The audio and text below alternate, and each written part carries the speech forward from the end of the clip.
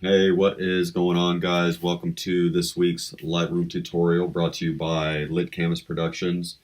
And today we're going to be going over some more advanced color correction as well as hitting the HSL color black and white tab and split toning tab a little more in detail. All right, so we have brought our image up here in Lightroom, and as you can see right off the bat, it's pretty dull, but if you look up here at the histogram, all the colors and detail are all in the picture, so it's our job to bring these out. So first thing we're going to do, let's hit the basic tab here, and I again like to go down with the highlights and up at the shadows.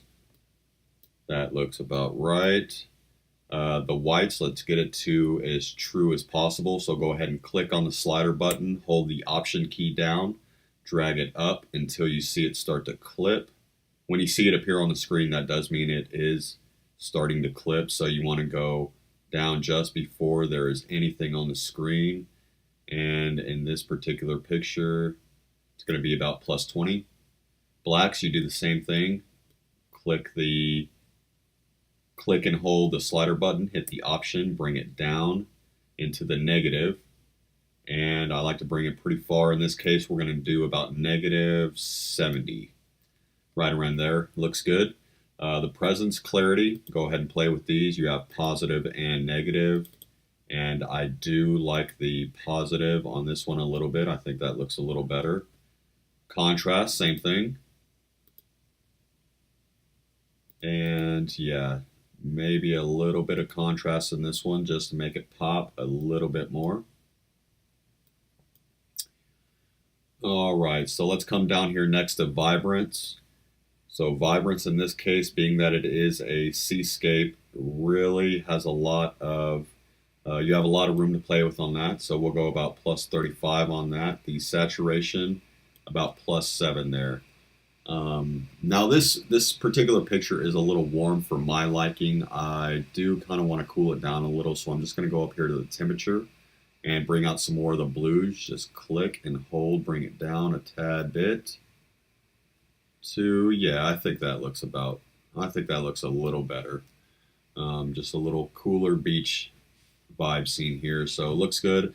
Also, guys, the horizon, as you can see here, is a tad bit crooked, so we will go ahead and straighten that out. So go up here to the crop overlay tool, click on that, and on the sides here, we are going to hold the mouse until we have straightened the horizon, which is going to be right there. Hit done. All right, so that is it for the basic tab here. And if we look at a before and after, just from using the basic tab, huge difference. Already a huge improvement, so that's good. Next thing we're going to do is the tone curve. Again, I generally like a small S curve here, so that means bringing up some of the lights and highlights and down with the darks and shadows. So we're going to do that in this case. What I like to do is bring them up about where you want them and then go ahead and just dial them back just a tad. Perfect. Dark, same thing. I will bring the darks into the negative and then dial them back just a little more.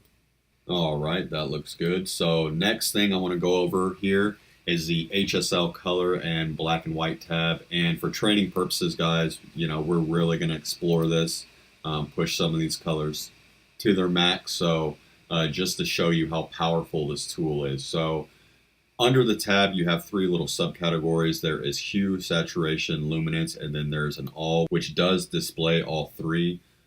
For today's purposes, we'll go ahead and do it one by one. So we'll start off with hue. And in this case, we'll go ahead and focus on the sky. So we have a few different options here. If we want to bring out the blues here, the hue and the blue, you can simply go down to the blue tab slider and drag it up a little bit. And it goes, gets a little lighter and then a little bit darker. So you just play around with these, see where you like it. About plus 8 looks good on that. That is one way you can do it, guys. Another way is if you can adjust the hue by dragging it in the photo by clicking on this little circle here in the top left-hand corner of the hue box. Click on that. Click on the area with the crosshair where you want the change to take place.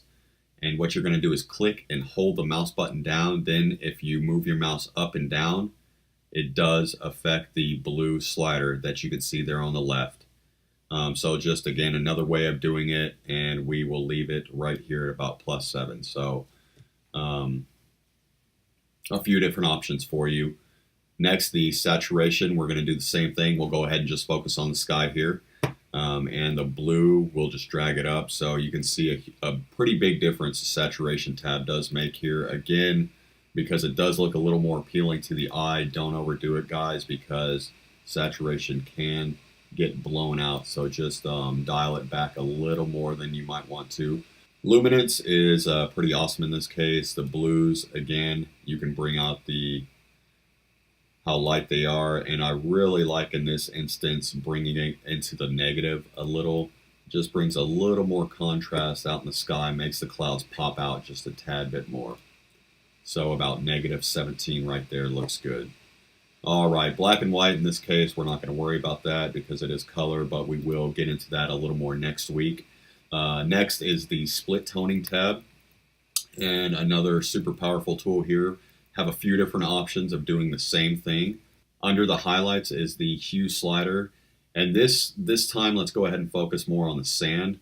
So let's try and bring out some of the saturation in the highlights in the sand. So you can click on the yellow here, which will bring it up, or you can simply click this box next to highlights and you have your yellows here, which you can play around with. That does affect, the highlights, saturation of the highlights of the color there. So that looks about good. The shadows, you can do the same thing. Click on the box and see how you want that. So in this case, I'm not going to do too much, just about right there. That looks about right. Again, try not to overdo it, but the split toning, highlights and shadows tabs are there. It's a very powerful tool. So play around with that, guys, and see what works best for you. Next, the detail tab here. Pretty cool. You can actually sharpen up the image as well as reduce some of the noise, especially, in the sky and the water. So sharpening, I will usually go up to around 80 or 90, depending on each picture, it's different. But in this case, we'll do 90. Noise reduction, I like to bring it up 15, 20. In value there is, I think, looks good, doesn't overdo it. And the lens correction is always useful. You always want to enable profile corrections because it does enable some internal camera correction, as well as remove chromatic aberrations, which generally appear around objects. There would be kind of a backlit glow, if you will, behind the object. So by doing that, it does take some of that out.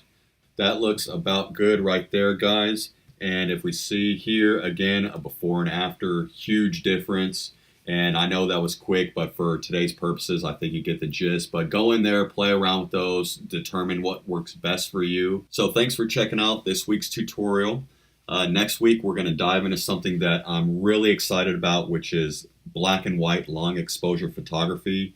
We'll go over some of the filters like your graduated and radial filters, as well as look at the adjustment brush and do some spot and object removal where is necessary. So check us out next week. Thanks, guys. Peace.